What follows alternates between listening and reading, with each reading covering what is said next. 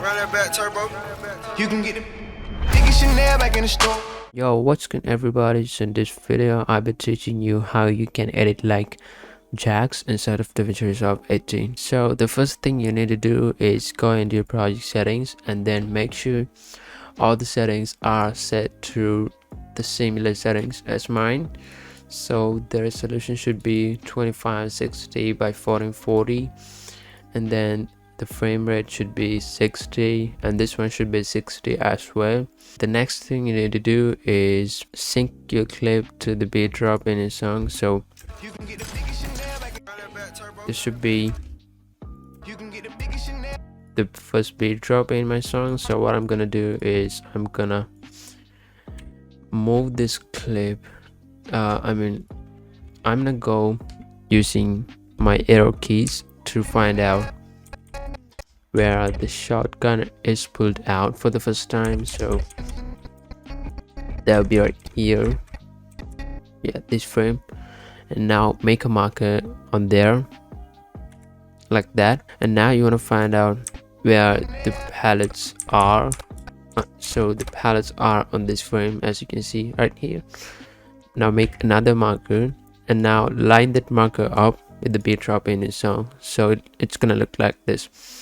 So now right click on your clip and unlink the clip audio, and then go onto the first marker that we made.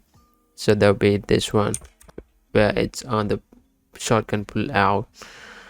Now split your clip on there, use Ctrl B for splitting, and now right click on this part and make a new compound clip. Now right click on this clip and open that in Fusion page, and then you need to add this velocity into a Fusion grid line, and then connect the media in and out to this preset. So you're gonna have the velocity like this, and now what I need to do is go to the frame number 70, as you can see right here, and now stay on the frame and go back to the edit page. Now do not move this playback header. All you have to do is make another marker on there, use M on your keyboard to do that, and drag that marker to the beat drop in your song. It's perfectly synced again, and now all you have to do is go onto this little cut right here and press I on your keyboard and go onto the kill and press O, O in your keyboard, and now go into the deliver page and make sure the timeline resolution is set to full before you render this thing out. And now select somewhere that you want this to be rendered out. You can give it a name if you want. And also this encoder does not have to be the NVIDIA, you can just use the native one, and the resolution should be the same one as your project settings, and the frame rate too. Now hit add render queue and then hit render one from here. Alright guys, so I got my my rendered clip right here. So now what I have to do is hop into After Effects, and then so if you don't have this, you can DM me so I can help you to get it. Alright, so let's just wait for that to load. Alright guys, so now what you have to do is create a new composition by clicking on this thing right here, and then you need to copy my settings. So the resolution is the same one as the previous one, and then the frame rate should be 60, and the resolution alright, so this thing right here should be something like 30. So just copy what I have right here, and now hit OK, and you're gonna be in your composition. So now you can drag this clip into composition like that, and you can zoom in a little bit just by clicking on this little thing right here. And now in order to mask this clip out, what you're gonna do is you need to double click on the clip, so it's gonna be opened in the layer page instead of the composition, and then you need to select this little tool from here. So it is called rotor brush. Just click on that like that, and now you can use your mouse wheel to zoom in a little bit. So it's gonna look like this once you zoom in. And now what you have to do is draw on your character just like this. So just make sure that's the best you can do. So it's gonna be like this. Alright, so once you get something somewhere that you don't want to be in your clip, what you have to do like is press Alt in a keyboard and just hold that, and now while holding it, draw on the area that you don't want to be in your montage. So it's gonna be like that. So I don't need right here, so I'm just doing it like that. Alright, so if you need an advanced tutorial for masking, I have one in my channel, so I'm just gonna link that in the description of this video, so you can just go ahead and watch it if you need. Now you need to go onto the second frame once you are done with this one. So to do that, you just have to go into the next frame using this little timeline right here.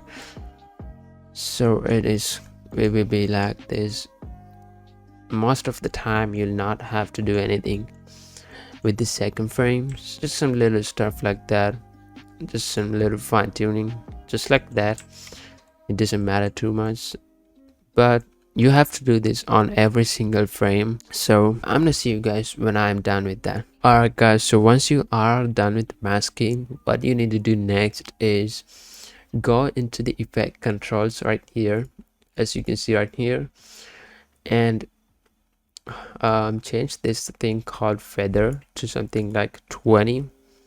So 20 would be look like this, and now you can go back to the composition and make sure this thing is turned on so you can see it better. Alright, so now what you need to do is head into effects and presets from here and search for deep glow.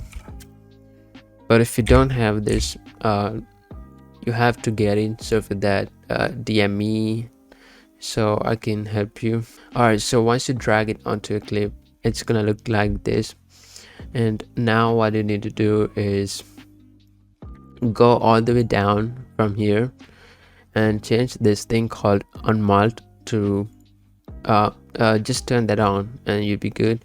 So now it's gonna look like this for a bit, but you don't have to worry.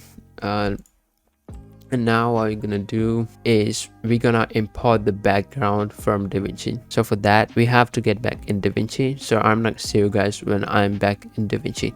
Alright guys, so now I'm back in my previous project. So as you can see, it looks right like this. Now what I'm gonna do is I'm gonna put this to entire timeline, and then I'm gonna turn the timeline proxy resolution back on to quarter or something like that. Alright, so now to make the background, what you need to do is split your clip on the scale. Again, Control B for splitting. Now open this part in Fusion page and add this preset called the background, and then connect the nodes just like this. Alright, so we got the background, and now we're gonna import this back into AE. So just mark here and here just by clicking I on here and pressing O on here. Now go to deliver page and just render this thing out just like the previous one. Copy all my settings from here and then add a render queue and then render one. Alright guys, so I got the background clip rendered out, and now what I'm gonna do is I'm gonna import that into my After Effects. So just import it like that, and now you want to move this layer down like that. You can just move it up and down like that, so it's gonna be behind the character. Now select this character layer and hit Ctrl+D on the keyboard. Do it once again. You can do it as much as you want. So when you click it more, this skin glow is gonna pop more so just like this. But just for now, I'm not delete all the layers because we're gonna make the keyframes now, so it'll be easier if we can duplicate after making the keyframes. So to make the keyframes, open this little thing right here, and then effects, and the transform, not effects, it's just transform, and from there keyframe the opacity on 30th frame. So you can see the frame number right here. Go to the frame number 30 and keyframe the opacity on 100, and then go back to the first frame and then put this thing down to 0. So it's gonna look like that. Also, you can make this a little bit better by opening this and making these keyframes kind of like that. So it's gonna make it a little bit better, but it's just optional. Alright, so now you can actually duplicate this thing. So Control D once again, just like that. And if you want more, you can do it more like that. So I have 4 layers right here. And now for the background layer, open this thing again and go back to transform, but this time we're doing this with the background layer. So just like the previous one, go to the 30th frame and keyframe the opacity, go back to the first frame and put this thing to 0. Alright guys, so now you can render this thing out from After Effects. So to do that, what you need to do is hit Ctrl+M on a keyboard, and it's gonna bring you to this render menu. So from here you need to select copy my settings from here and hit OK, and then select the location that you want it to be rendered out, and then hit render from here. And I already have that rendered out, so I'm just gonna open that in my DaVinci. Alright guys, so now I'm back in DaVinci, and now what I'm gonna do is I'm gonna import that clip into my timeline. So this is it, as you can see, and just line that up with the clip in your DaVinci. So for here, what you need to do is make this clip 30 frames long, as you can see from here, and now make a fade like that. Now add an adjustment clip starting from here, split it on the kill and delete the extra part, and now open this infusion page and add this thing called build up. Now connect the nodes to the preset like that. So you're gonna have the zoom in and zoom out build up like that. Now for the impact, add another adjustment clip starting from here and split it down a little bit. Now open this infusion page and add this thing called the purple warp impact. Just wait a little bit for that to load.